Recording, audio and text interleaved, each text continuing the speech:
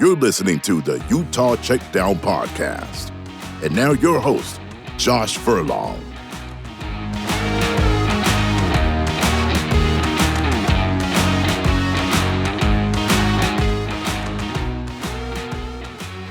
Welcome back to another edition of the Utah Checkdown podcast. I am Josh Furlong. Happy to be back with you. As always, we're just going to jump right into it because my time is limited with the busy schedule and I got to get up to Utah to talk to the defensive players. But I wanted to get this out before we had too many things to pile on. So today we're going to just briefly look at the top, or the AP top 25 rankings that just were released and where Utah sits, and then do a recap of spring camp following Utah's first scrimmage. So before we do that, let me tell you about our partners. At Canyon View Credit Union, it's on the house. Close a mortgage and get a free appraisal up to $600. To learn more details or apply, visit canyonviewcu.com. Also, while we're on that, we're going to talk a little bit about the college and pro pick'em that we're launching at KSL.com. We've done the college brand for a decade now. This is 10 years. And many of you have participated in that. But if you haven't signed up for this season, go do that.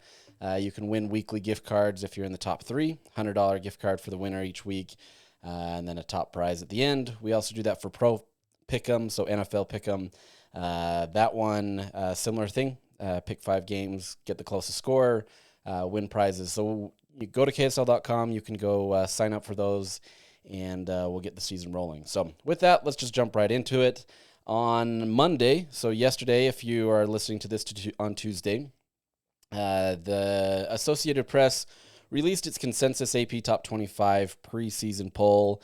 As many of you know, I am a voter on that poll, and so my ballot came out on Sunday. I've talked about it on the episode. I'm not going to break down mine too crazy because it doesn't really matter at this point, and I want to get to more of the meat.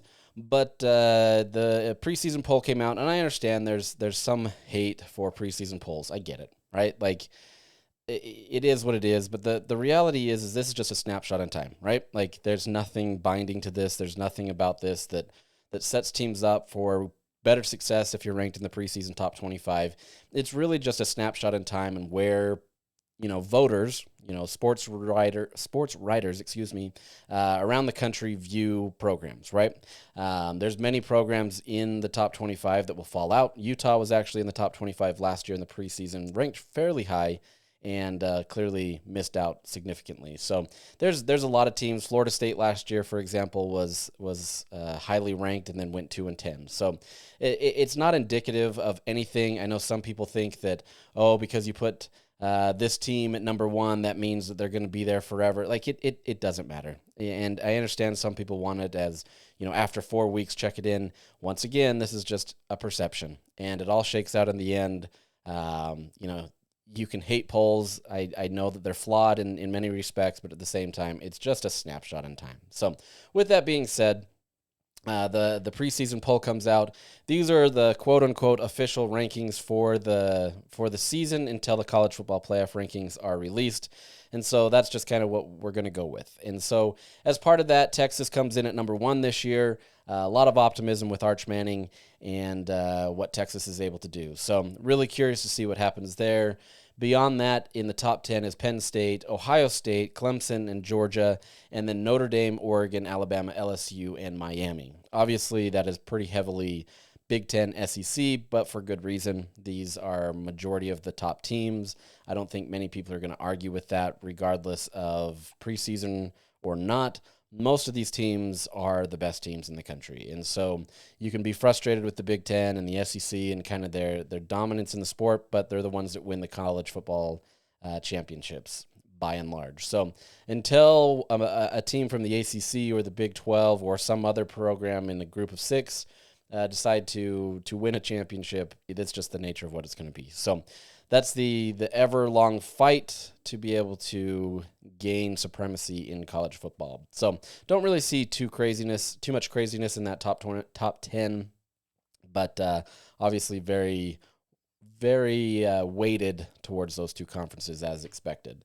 Now, looking for the Big 12, Arizona State checks in at number 11. They are the highest-ranked team from the Big 12.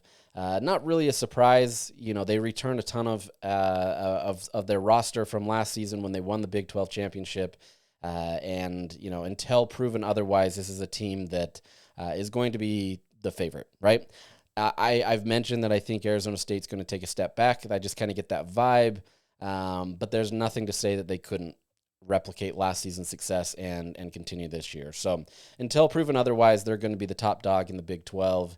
And then beyond that, you have 3 other teams from the conference ranked in the top 25, including number 17, Kansas State, number 22, Iowa State, and number 23, Texas Tech. Texas Tech, obviously, getting a lot of praise, or maybe not even praise, but love based on their transfer portal. So, really fascinated to see how that goes and all that kind of stuff. But you don't care about any of those. You care about Utah. And so receiving votes at number 26, if you were to kind of continue on in the poll, is BYU.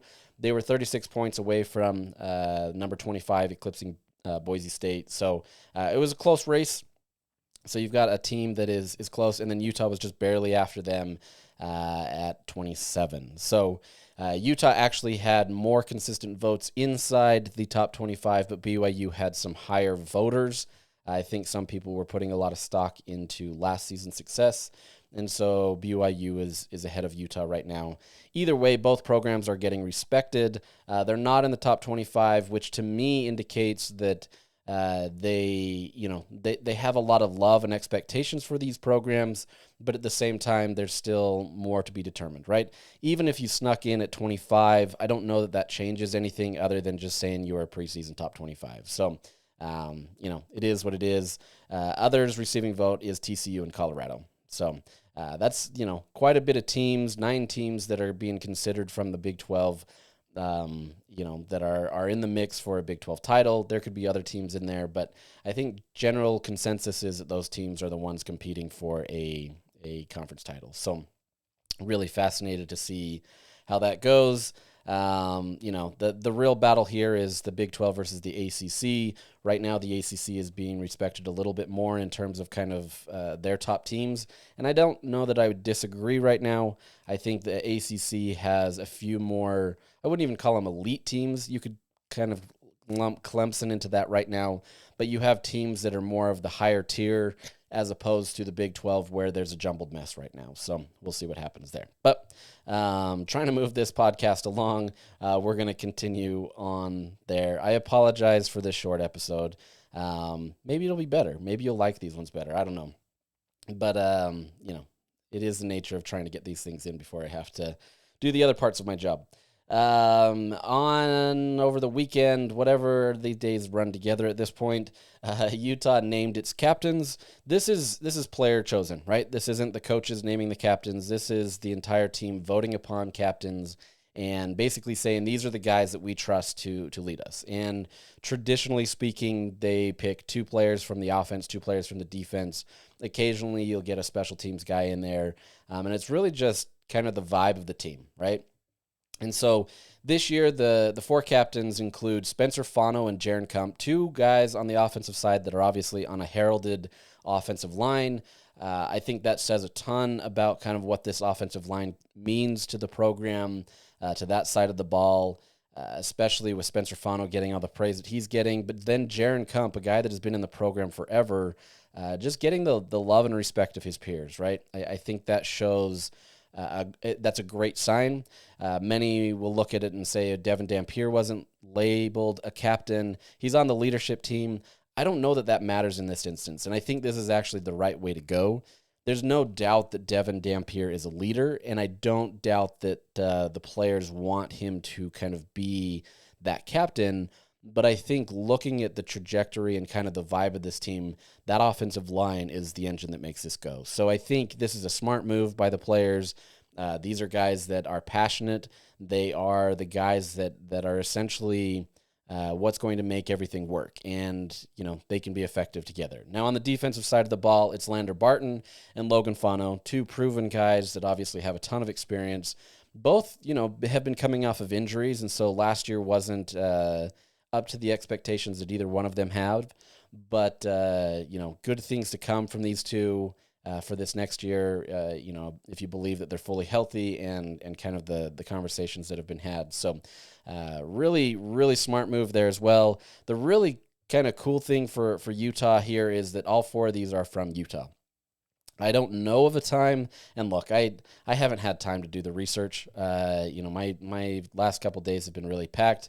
My wife's birthday was on Sunday. My youngest son's birthday was yesterday. So trying to juggle all that with trying to do a job was a challenge. So I haven't had a chance to look this up. I'm sorry, I'm failing you. But it's kind of a cool thing that all 4 of these guys are Utahns, and so it means a lot for Utah to be able to have the in-state recruiting hit. These are guys that are obviously doing well, but kind of the character of these guys, right? They're the ones that are the heartbeat of this program. You could obviously throw Devin Dampier in there. There's no question that he's in there, but really cool to see these 4 individuals be able to get that opportunity.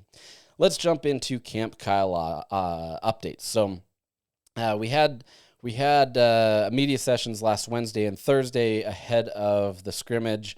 There quite honestly, there wasn't a ton there. There were some updates on QB2 that have since kind of, been I don't want to say overshadowed, but have since been updated from that. And so I'm going to play you Kyle Whittingham's audio from yesterday, Monday, after Saturday's scrimmage. So it's, all of this information is getting to a point where Utah's trying to identify who their top guys are, right? You're trying to separate the 1s from the 2s and then the 2s from the rest of the pack, right? And so you're trying to get your 2 deep set. You're about halfway through camp. You're trying to get everything ready with a football game in 18 days, less than that for game prep. And so there's a lot of decisions that are being made. And so let's jump into the Kyle Whittingham audio from yesterday and kind of what he had to say. How did the scrimmage go Saturday? Yeah, it went well. It wasn't as physical as some scrimmages we've had. With the ones, we had mostly ones that thud work, not live. And so that was a little bit different in that regard. We've done that in the past at times. And we just felt like that was the best approach. For the first scrimmage, 2's got all the live work. They were live the entire scrimmage. And so that's a good teaching tape. And I think we're in a good place right now. We've got 10 practices in after today, and 15 more to go, and we'll be ready to play. How do you feel about the wide receiver group and guys that group is coming along? We feel like we've identified the top 7 or 8 guys that are going to be the travelers, and that we're going to sink all the reps into the rest of the way. So that group is really starting to gel, I guess you could say. What's it look like with your running back depth as well? The top 2 guys will be Wayshawn Parker and Corey Rogers, not necessarily in that order. They're interchangeable as the 1. We're also having some good production from Daniel Bray, Racine Guillory, a couple of freshmen that really look like they have a lot of promise. And then, of course, Devin is like a running back there at times. And so he's adding to what we're doing. And then you got guys running the speed sweeps, the wide receivers that are giving us supplemental yardage as well. So do you not see like a workhorse type situation? Not yet. Not yet. It's more by committee at this point. But again, it's still early. We've got 15 practices left, and we'll see how it continues to develop. Has anybody emerged in the backup quarterback position? No, that's tight as it was prior to the scrimmage. They both did some really good things in the scrimmage. They both made some mistakes. And so that's an ongoing process. The competition continues. And right now, I would say that's going to continue at least through the next scrimmage and next and final scrimmage, which will be on Friday. And we got to make a decision shortly thereafter. It'll continue until then. With both of those guys, I mean, how confident are you that they could get in there if Devin needs time off, or like where are you at in terms of kind of the divide there? Yeah, it's a good question. Obviously, Isaac is the one that has the Division I experience, and that definitely has helped him and will help him if he's called upon this year. We're not sure how Bird will react in a game situation. He's just a true freshman, and so that works in Isaac's favor as far as the experience factor. But Bird is a guy that is very mature, doesn't seem to flinch when his number's called and when he gets his opportunities, and so we will have whichever one emerges as the guy. We'll have confidence in him and away to go. You've got the 5 freshman defensive tackles that you're looking for help from. How is that group specifically? Yeah, we think those guys have a ton of upside, and the position group, the D tackle position group, is going to be well stocked for years to come. You say that, and with the corner, I guess you never know, but at least right now we feel like we're in a good place. Kuku is really doing a great job. The Frucy kid's doing a great job. They're all doing things well, and they're all coming along and learning and getting better each day. We think that we're going to have some real superstars emerge from that. What are the big differences between Rogers and Parker in the backfield? Well, not a ton. Yeah. They're both similar in size, 5'10", 5'11", about 210 pounds. They both do an outstanding job of picking up blitzes. They're not afraid. They stick their nose in there. They're north and south guys, so they run behind their pads well and get on field. And they both have good hands, so they're very similar. McCarr just has more experience in the relation just a few shots. Is there any separation on that final corner spot opposite Scooby? Blake Cotton right now is starting to make a push, so I'd say he's got the edge right now. Okay, guys. All right, so that's the recap from yesterday. Nothing earth-shattering by any means. I mean, we're getting vanilla-ish answers, and I don't expect anything otherwise. This is just kind of where they're at in the camp. But we are getting kind of some parsing of some positions, and so, we'll get into that. I think one thing, though, that I want to touch on here before we jump into this is this fall camp, Kyle Whittingham, and at least to us, has been much more loose. There hasn't felt like the weight of the world on his shoulders. He looks like he's enjoying his time. I guarantee behind the scenes, there's a lot of things that he's going to nitpick, and there's going to be a lot of things that he's going to push, right? There's, those types of things. But I think, there is something different about him this fall where he's not feeling like he's up against the wall. Not that he has necessarily in years past, but I think there's been kind of an urgency to kind of prove something. Whereas this year, I'm getting the sense, and I could be totally off base here, but I'm getting the sense that he feels comfortable with where Utah's at. Now, if you gave him truth serum, I don't think he's going to sit there and be glowingly, he's not going to give glowing reviews on every position group. But at the same time, I think he feels confident in what he has, and at least the structure of what that could be, right? There's going to be position groups or players that need to improve, right? That's just anything. That's college football. Nobody is a finished product. Even at the NFL, it takes a long time for these guys to become a finished product, at least to their potential. And so, there's always going to be improvements needed, but I think you're getting a guy that just feels generally confident in what he's got. And I think that bodes well for Utah.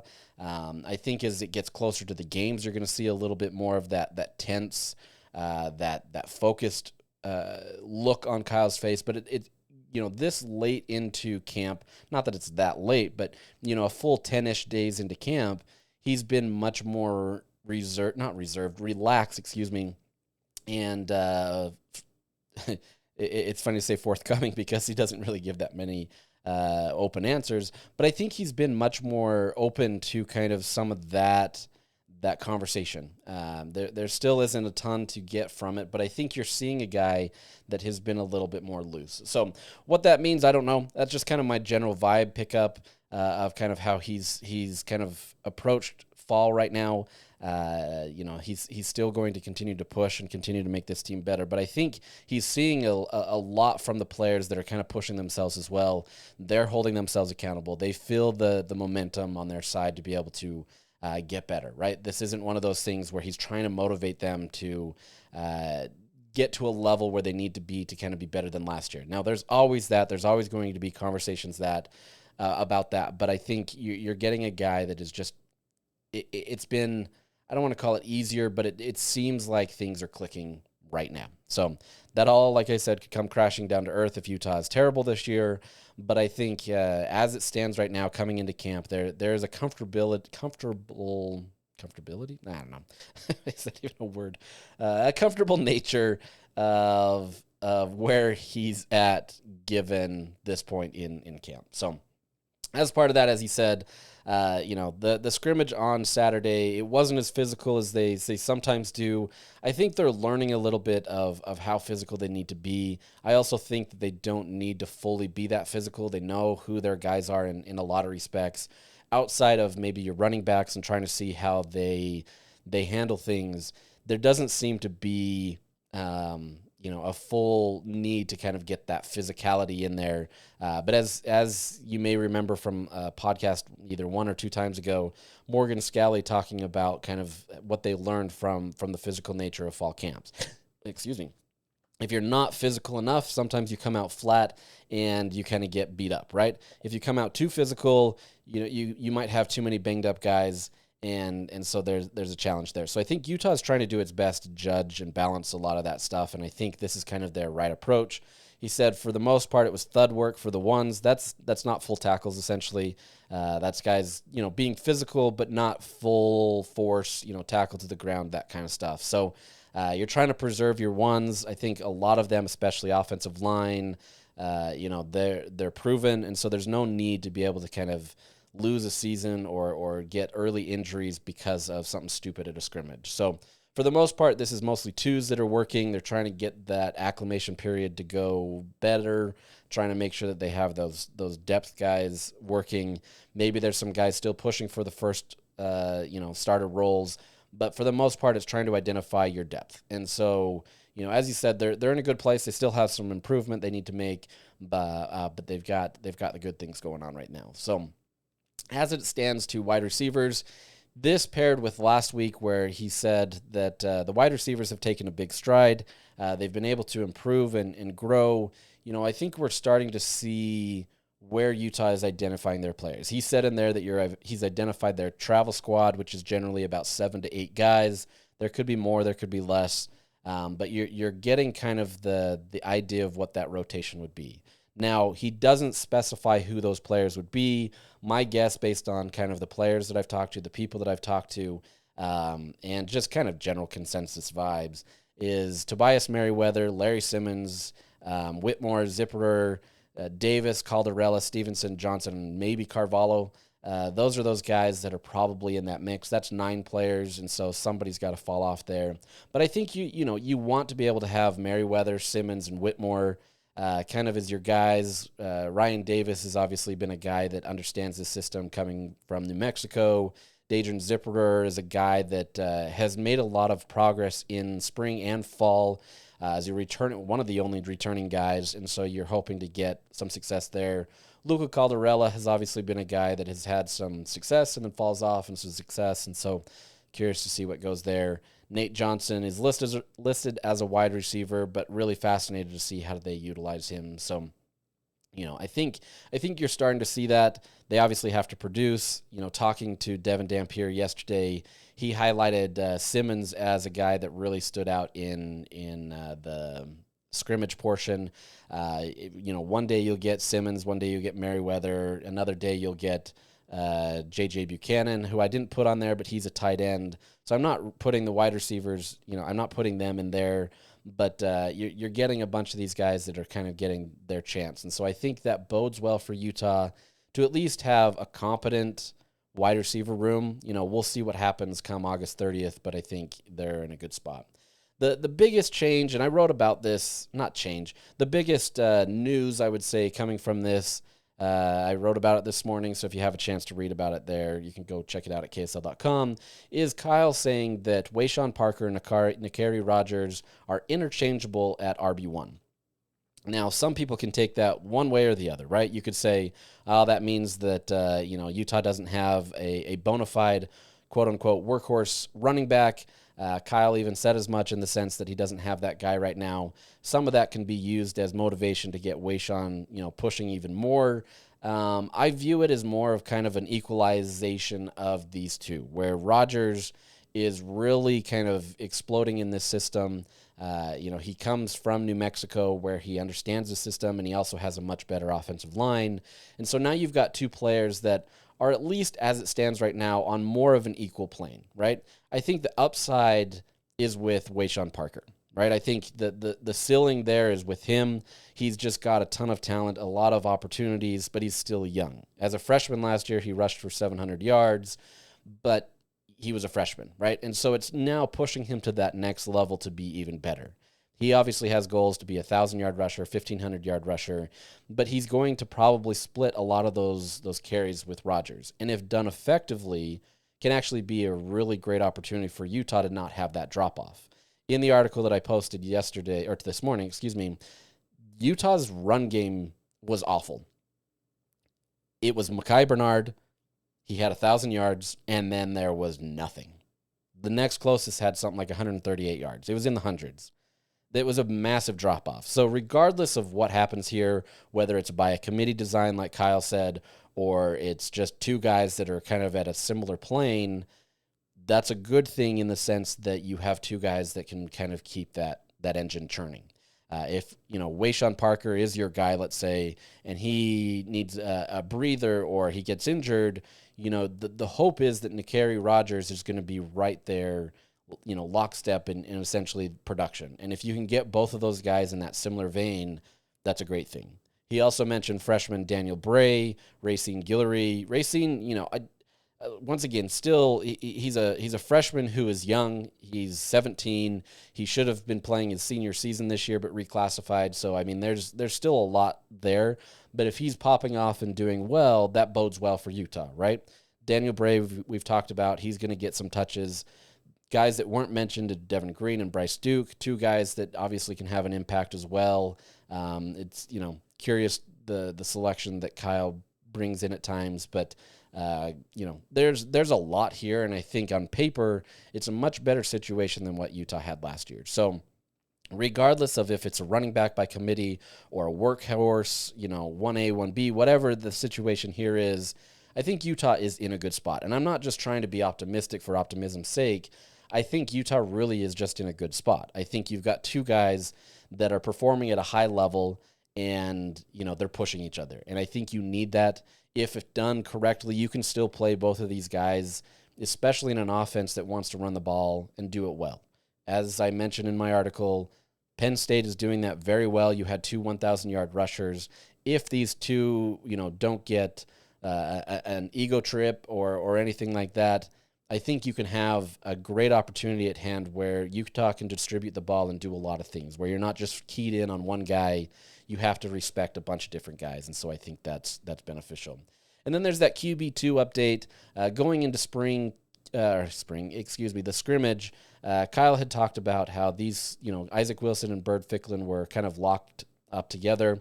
They were going to try to get some separation after the scrimmage, but it doesn't sound like they're there yet. This is ultimately Isaac Wilson's job to lose, not only because he's the returning guy that's coming in, but that experience of having last year is going to be beneficial. Now, some are going to look at that and say he's not able to beat out a freshman quarterback. The reality is Bird Ficklin is a talented guy as well, right? Isaac still has things to learn, and he needs to be able to improve to be able to get there. And so I think, there's some give and take there. I do think Utah's in a fine position there if Devin needs some time off. They feel confident there, but I think, you still need to see another level from these guys, right? And as Kyle said there, Isaac Wilson has the opportunity there more so than maybe Bird simply because of his experience in the program. But, it's more, who's going to be consistent, who's going to be the best there. If they can see some continued success in this next weekish, as they go into their second scrimmage, I think you're going to kind of see some decisions made, and they have to eventually get there. You have to eventually start parsing out the reps more, where Devin is going to get the bulk of the reps, and then, if it's Isaac at QB2, he's getting, 10, 15% of the reps. You have to be able to do that, and then the other guy goes to practice squad or just gets, not a ton. So personally, I think Bird going onto the practice squad would do Utah the best service. You give Isaac the reps, and as long as he's consistent and he's showing progress, that helps. So we'll see what happens. But, really fascinated in that battle. I don't want to say that it doesn't matter because Utah's gone through so many quarterbacks these last few years, but, I know this stresses a lot of Utah fans out to have a mobile quarterback, a guy that could instantly get hurt, and needing to have a backup to replace them. So, this is a vital position, much more than maybe some of your other two deep.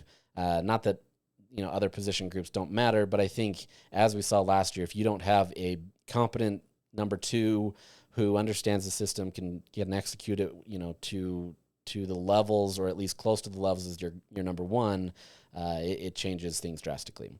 Now, beyond that, on the defensive side of the ball, he talked about his young defensive tackles. He mentioned guys like Carson Kafusi, Pupu Sepulona. He didn't mention Semi Taualonga, Dylan Battle. These are some other guys that are in there, but he's calling them potential superstars, right?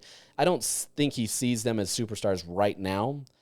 Maybe Carson Kafusi, I think you're seeing him kind of separate, and I wouldn't be surprised if he gets starter minutes / first guy off the bench, sideline, whatever you want to call it.